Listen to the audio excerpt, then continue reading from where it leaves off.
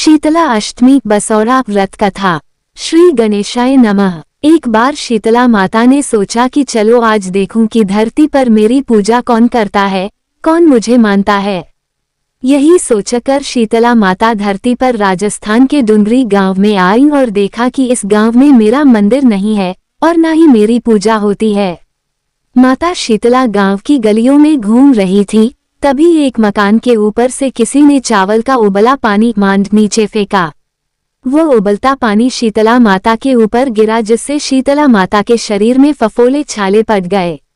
शीतला माता के पूरे शरीर में जलन होने लगी। शीतला माता गांव में इधर उधर भाग भाग के चिल्लाने लगी, अरे मैं जल गई, मेरा शरीर तप रहा है, जल रहा है, कोई मेरी सहायता करो। लेकिन उस गांव में किसी ने शीतला माता की सहायता नहीं की। वहीं अपने घर के बाहर एक कुम्हारन महिला बैठी थी। उस कुम्हारन ने देखा कि अरे ये बूढ़ी माई तो बहुत जल गई है, इसके पूरे शरीर में तपन है, इसके पूरे शरीर में फफोले पड़ गए हैं, ये तपन सहन नहीं कर पा रही है।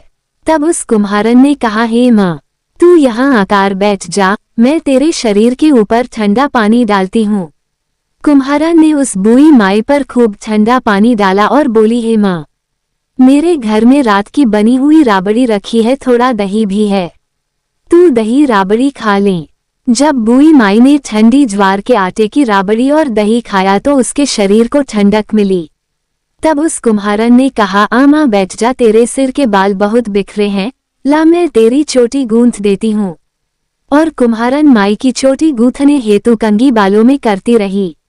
अचानक कुम्हारन की नजर उस बूढ़ी माई के सिर के पीछे पड़ी तो कुम्हारन ने देखा कि एक आंख बालों के अंदर छुपी है। ये देखकर वो कुम्हारन डर के मारे घबराकर भागने लगी। तभी उस बूढ़ी माई ने कहा, रुक जा बेटी, तू डर मत, मैं कोई भूत प्रेत नहीं हूँ, मैं शीतला देवी हूँ। मैं तो इस धरती पर देखने आई थी कि मुझे कौन मानता है, कौन मेरी पूजा करता है। इतना कहकर माता चारभुजा वाली हीरे जवाहरात के आभूषण पहने, सिर पर स्वर्ण मुकुट धारण किए अपने असली रूप में प्रकट हो गई। माता के दर्शन कर कुम्हारन सोचने लगी कि अब मैं गरीब इन माता को कहाँ बिठाऊं। तब माता बोली, हे बेटी, तुम किस सोच में पड़ गई।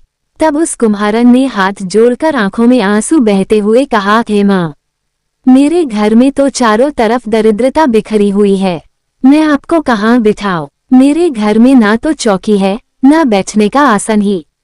तब शीतला माता प्रसन्न होकर उस कुम्हारन के घर पर खड़े हुए गधे पर बैठकर एक हाथ में झाड़ू दूसरे हाथ में डलिया लेकर उस कुम्हारन के घर की दरिद्रता को झाड़कर डलिया में भरकर फेंक दिया और उस कुम्हारन से कहा, हे बेटी, मैं तेरी सच्ची भक्ति से प्रसन्न हूँ, अब तुझे जो भी चाहिए मुझसे वरदान मांग लो। तब कुम्हारन ने हाथ जोड़कर कहा, हे माता, मेरी इच्छा है अब आप इसी डुंगरी गांव में स्थापित होकर यहीं निवास करें और जिस प्रकार आपने मेरे घर की दरिद्रता को अपनी झाड़ू से साफ कर दिया, ऐसे ही आपको जो भी भक्त होली के बाद की सप्तमी को भक्ति भाव से पूजा कर अष्टमी के दिन आपको ठंडा जल, दही व बासी ठंडा भोजन चढ़ाए, उसके घर की दरिद्रता को दूर करना एवं आपकी पूजा करने वाली महिला का अखंड सुहाग रखना, उसकी गोद हमेशा भरी रखना। साथ ही जो पुरुष शीतला अष्टमी को नाई के यहाँ बाल ना कटवाए, धोबी को कपड़े धुलने ना दे और पुरुष भी आप पर ठंडा जल चढ़ाकर, नारियल फूल चढ़ाकर परिवार सहित ठंडा बासी भोजन करे, उसके काम धंधे व्यापार में कभी दरिद्रता ना आए। तब माता बोली, तथास्तु। हे बेटी, जो तूने वरदान मांगे हैं मैं सब तुझे देती हूँ।